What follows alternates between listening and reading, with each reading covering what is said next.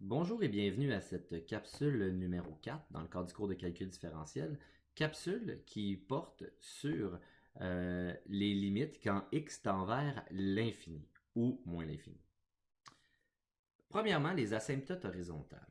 Si on regarde la fonction qui est ici, f de x est égal à x, et qu'on prend x tend vers l'infini, autrement dit, on monte continuellement, on voit que ma fonction prend des valeurs de plus en plus grandes. Donc, dans ce cas-ci, si on prend la limite de ma fonction, quand x tend vers l'infini, on s'en va à l'infini. Dans le même ordre d'idée, si je prends x tend vers moins l'infini, la fonction va prendre des valeurs de plus en plus petites, donc elle aussi tend vers moins l'infini. Par contre, si je vais vers une valeur, on va remarquer que cela donne la présence d'asymptotes horizontales. Par exemple, prenons la fonction 1 sur x quand x tend vers l'infini. Imaginons qu'on remplace x par des valeurs de plus en plus grandes. Donc 1 sur 10 donnerait 0,1. 1 sur 100, 0,01. 1 sur 1000, 0,001. Donc on comprend qu'on se rapproche tranquillement pas vite de 0. Donc plus le dénominateur est grand, plus ma fraction devient petite. Donc dans ce cas-ci, quand je m'en vais vers l'infini, je me rapproche de 0 par les valeurs positives. Donc, la limite de 1 sur x quand x tend vers l'infini revient à faire 1 sur l'infini qui donne 0. Évidemment, on n'atteindra jamais 0. Sauf si on était capable d'aller à l'infini, ce qui n'est pas le cas, on n'y arrive jamais, mais on finirait par arriver à 0. Donc on est toujours, ma fonction, en fait 1 sur x, est toujours en train de se rapprocher de 0. Dans le même ordre d'idée, si on s'en va vers moins l'infini, ben on a 1 sur moins 10 qui donne moins 0,1. Donc, même ordre d'idée, sauf dans les négatifs. Donc, 1 sur moins 100, 1 sur moins 1000. On est de plus en plus près de 0 aussi. On se dirige vers 0, mais cette fois-ci, par les négatifs. Donc, ma limite quand x tend vers moins l'infini de 1 sur x revient à faire 1 sur moins l'infini, qui donne aussi 0. Autrement dit, une limite quand x tend vers l'infini qui donne une certaine valeur L, une certaine constante, ou quand x tend vers moins l'infini qui donne une certaine valeur L, en fait signifie que notre fonction a une asymptote horizontale en y égale L. Si on reprend encore les deux fonctions vues précédemment, le graphique montre clairement que ma fonction, quand x tend vers l'infini, se rapproche continuellement de 0 sans jamais l'atteindre. Même chose quand x tend vers moins l'infini. Ma fonction se rapproche continuellement de 0 sans jamais l'atteindre. Donc, autrement dit, j'ai une asymptote horizontale en y égale 0. Si on reprend l'activité qui avait été faite dans la capsule 1 et qu'on décide de déterminer la limite de f de x quand x tend vers moins l'infini. Quand x tend vers moins l'infini, on voit que notre valeur se rapproche d'une asymptote horizontale qui est en y égale 2. Par conséquent, notre fonction se dirige de plus en plus de 2 vers 2, y égale 2. Elle ne l'atteindra jamais. Donc, le résultat de cette limite-là est 2. Dans le même ordre d'idée, si on prend la limite quand x tend vers l'infini, quand les valeurs de x augmentent tout le temps, on voit que notre fonction se rapproche de plus en plus de y égale 3. Donc, les pointillés indiquent qu'il y a une asymptote en y égale 3. Donc, à l'infini, la limite va donner 3. Voyons maintenant les limites des polynômes pardon, quand x tend vers plus ou moins l'infini.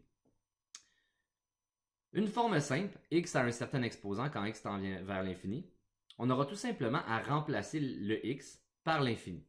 Donc, par exemple, la limite de x3 quand x tend vers l'infini va être la même chose que l'infini à la 3, qui en fait donne l'infini. L'infini fois l'infini fois l'infini, c'est pas une forme indéterminée. L'infini fois l'infini, ça fait juste augmenter. Donc, ça donne l'infini.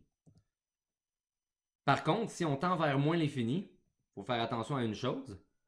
Si l'exposant est pair ou impair, on sait qu'un terme au carré qui était négatif devient positif.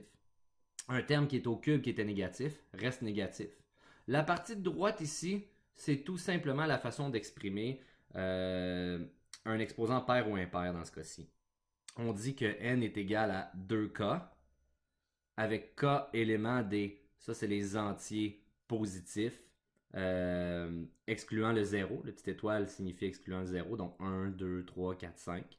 Et si on remplace k là-dedans ici, par exemple, par 1, on a 2 fois 1 qui donne 2. Après, si on remplace k par 2, 2 fois 2 qui donne 4. Après, par 3, 2 fois 3 qui donne 6. Donc, autrement dit, 2, 4, 6, 8, tous les nombres pairs. Dans le même ordre d'idée, la partie ici, si on remplace k par 1, on a 2 fois 1, 2, moins 1, 1. Après 2 fois 2, 4, moins 1, 3. Donc 1, 3, 5, 7, toutes les n impairs. Donc, il s'agit juste d'une façon d'exprimer des n pairs et des n impairs. Évidemment, ce qui est important ici, si la limite est que x tend vers moins l'infini de x à la n et que n est impair, il va falloir conserver le signe. Par exemple, limite de x3 quand x tend vers moins l'infini. Ici, l'exposant est impair. Par conséquent, on aura moins l'infini à la 3 qui va nous donner encore moins l'infini. Si on avait été au carré, ça aurait donné plus l'infini. Aussi à considérer les constantes. Donc, si on a une constante fois la fonction, pas plus compliqué, on remplace. Il faut juste faire attention si jamais notre constante serait de signe négatif. Donc, moins 2 fois la fonction x3. On a moins 2 fois l'infini à la 3. Donc, considérez qu'on fait moins 2 fois l'infini. Donc, ça change le signe. Au lieu d'être l'infini, ça donne moins l'infini.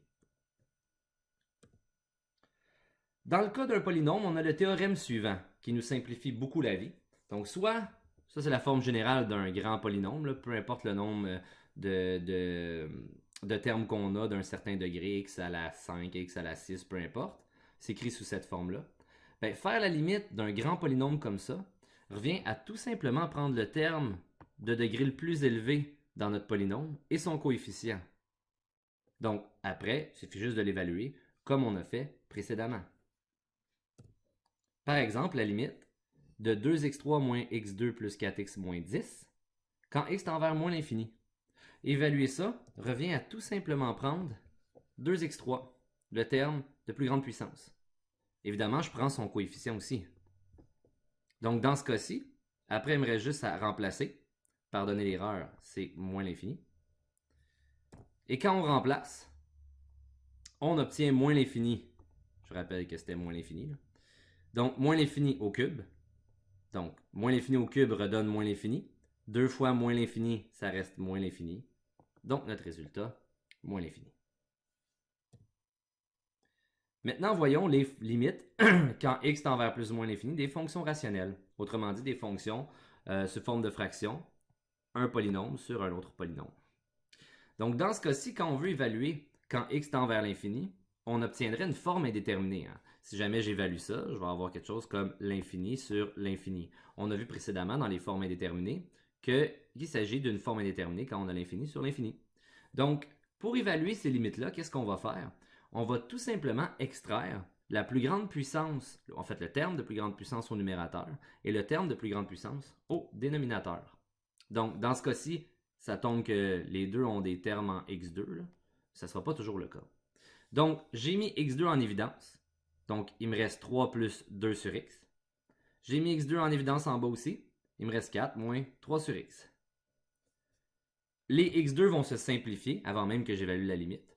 Donc, il me reste à évaluer la limite quand x tend vers l'infini de 3 plus 2 sur x sur 4 moins 3 sur x. Alors maintenant, quand je remplace x par l'infini, regardez ce qui se passe. J'ai la forme 2 sur l'infini. On a vu ça précédemment. Ça donne 0 cette chose-là. Et 3 sur l'infini, même chose. Ça donne 0 aussi. Par conséquent, on va avoir 3 plus 0 sur 4 moins 0. Donc, 3 quarts. Dans le même ordre d'idée, si jamais on a un terme de seulement degré 1 au dénominateur, donc le plus grand degré est au numérateur. Dans ce cas-ci, on va extraire la plus grande puissance comme on vient de faire en haut et en bas. Donc ici, on tend x vers moins l'infini. Ça ne changera absolument rien. Là. Plus l'infini ou moins l'infini, souvent va donner un résultat similaire ou tout simplement une autre constante, là, mais ça s'évalue exactement de la même façon. Donc j'ai sorti x carré au numérateur. J'ai sorti x au dénominateur. Donc il me reste 3 plus 2 sur x au numérateur, 4 moins 3 sur x au dénominateur. Évidemment, quand je vais simplifier, ben là, j'enlèverai pas toute la partie x carré au numérateur. Hein. Je simplifie seulement par x à la 1. Donc il va me rester un x fois au numérateur. Par conséquent, quand je vais évaluer, ben, je vais avoir un fois moins l'infini au numérateur. Donc, en bas, je vais me retrouver avec une constante. Hein. Ça va encore donner 0. Même chose, ça ici, ça va donner 0. Par contre, je vais avoir 4 en bas, mais je vais avoir moins l'infini fois 3 en haut. Donc, moins l'infini fois 3 va nous donner moins l'infini en haut. Donc, dans ce cas-ci, moins l'infini comme résultat. Donc, en général, si ma plus grande puissance est au numérateur, le résultat de ma limite devrait être plus ou moins l'infini, dépendamment du signe, évidemment, des autres termes dans ma fonction. Maintenant, voyons un exemple où est-ce que la plus grande puissance est au dénominateur. Même ordre d'idée, cette fois-ci on prend la limite quand x tend vers l'infini. On sort la plus grande puissance, on simplifie, on voit qu'il me reste un x fois au dénominateur. Donc cette fois-ci, c'est l'infini fois va être au dénominateur. Par conséquent, je vais me retrouver avec une forme constante sur l'infini. Donc quand j'évalue, encore une fois, j'ai 0 ici, j'ai 0 ici. Je vais me retrouver avec l'infini fois 4 en bas, qui donne l'infini. 3 sur l'infini va me donner 0. Donc, quand mon polynôme de plus grand degré est au dénominateur, le résultat de ma limite va être 0. Deux autres cas à regarder quand j'ai des radicaux. Donc ici, j'ai une racine. Je fais exactement le même processus que vu précédemment. J'extrais la plus grande puissance. Seulement, je dois le faire en deux étapes. Premièrement, je sors la plus grande puissance au dénominateur de la même façon. Donc c'était 4x, je sors x à la 1. Au numérateur, je commence par mettre en évidence la plus grande puissance à l'intérieur même de ma racine. Après, je l'extrais de ma racine. Quand j'ai seulement une multiplication de termes, je peux extraire le terme, si évidemment la racine s'évalue, de ma racine. Dans ce cas-ci, x carré, ben, la racine se fait quand même assez simple, ça donne x à la 1. Donc, dans le même ordre d'idée, je simplifie les x ensemble avant l'étape suivante. Donc, j'ai à évaluer la racine de 9 plus 2 sur x, encore une fois une forme qui va donner 0, et au dénominateur 4 moins 3 sur x, encore une forme qui va donner 0. Donc, j'obtiens la racine de 9 plus 2 sur l'infini, sur 4 moins 3 sur l'infini, ce qui me donne racine de 9 sur 4, donc 3 quarts. Le seul petit problème, c'est si, dans ce cas-ci, ma limite tend vers moins l'infini. Dans ce cas-ci, il y a quelque chose à prendre en considération de très important. Quand je mets ma plus grande puissance en évidence, j'obtiens un x carré ici. Donc, ma puissance était paire. Ce qui veut dire que si je faisais tendre vers moins l'infini, ma puissance paire change le signe.